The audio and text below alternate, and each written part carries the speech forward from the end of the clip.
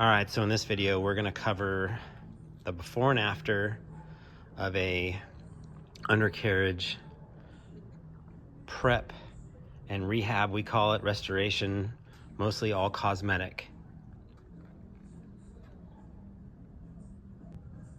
So the idea of doing these undercarriage restorations is to basically just bring back to life cosmetically and protect all of the steel. For example, this has just got a bunch of wear on the paint. This has got raw metal, you can see that there. Little things like right around here, grease and dirt and grime that's built up inside there. So we will scuff all this with Scotch-Brite, use denatured alcohol on it as the final before it gets painted. Certain items we would remove, certain items we'll tape off. It just depends on what it is. You can tell that there's a paint not adhering to another paint here, so we'll scuff all this and put something proper on it. And I'll show you the rear end. So on this rear end, I do all these differently.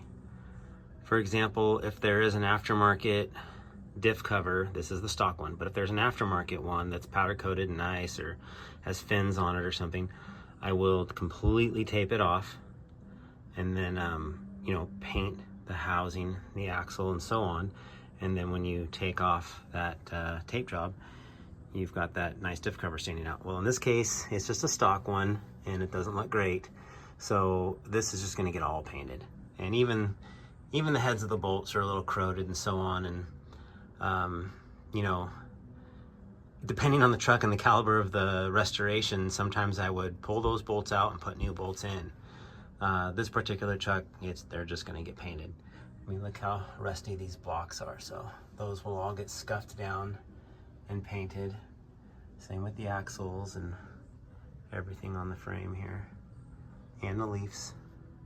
So this is pretty much the before, so obviously stay tuned for the after.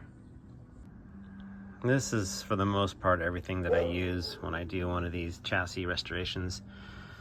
After pressure washing and getting all the dirt, grease and grime off as best you possibly can, I use Scotch-Brite on just about everything to scuff it. Once it's been scuffed, I follow it up with denatured alcohol and a rag and wipe it down so that your paint will stick. If there's any little stubborn greasy spots or whatever, brake clean and a rag, getting all that grease off so that your paint sticks really well.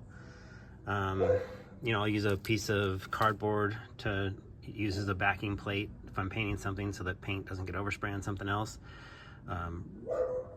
Aluminum foil, tin foil, whatever, has been really good to wrap around shocks and wrap around areas where you don't want to get overspray on. Blue tape, obviously, on everything you don't want to get paint on. I kind of mix it up usually between a matte and a semi-gloss just for some contrast. I'll even use gloss in some cases depending on the truck and what the application is. And then of course good old steel it. Just depends on what I'm putting it on. That's for you to decide.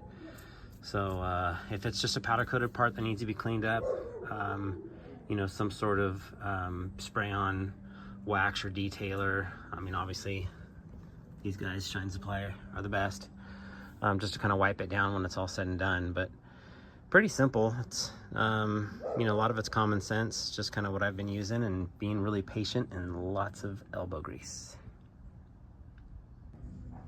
All right, something else that I use for rubber hoses, for example, WD-40.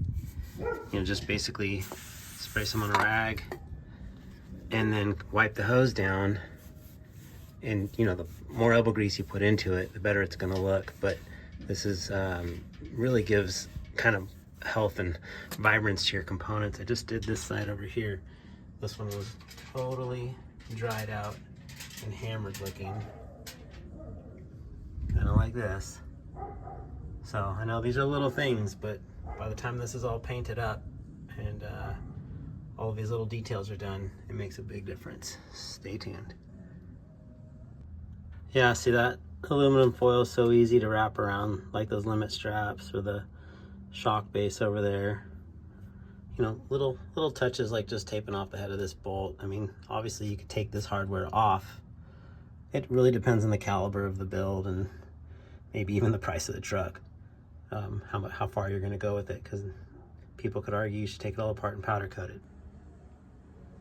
We got some clouds, so I'm not sure how this lighting's going to look compared to the other before pictures.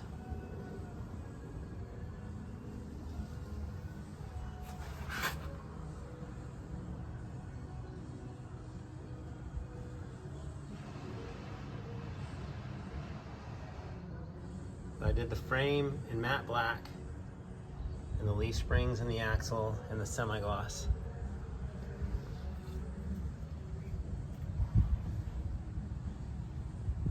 Here's the contrast between matte black and semi-gloss black.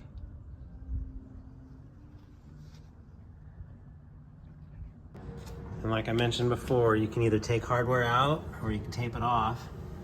But if you do take the time to do that and you just don't paint over it, it kind of brings out the grade 8 hardware, especially these F911s.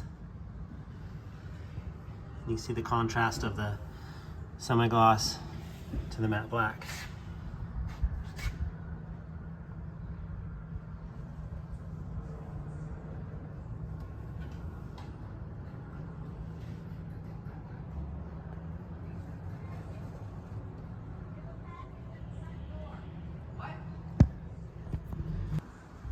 All right, so that's gonna wrap it up for this video.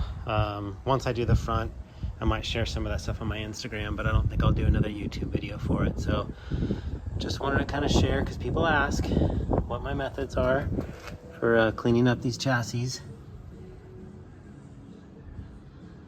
Hope you guys enjoyed this. If you could comment, maybe give me your opinion, or let me know what you guys do if it's different than what I'm doing. I'm always open to ideas, criticism, whatever. And then like this video and subscribe to my channel. Appreciate it.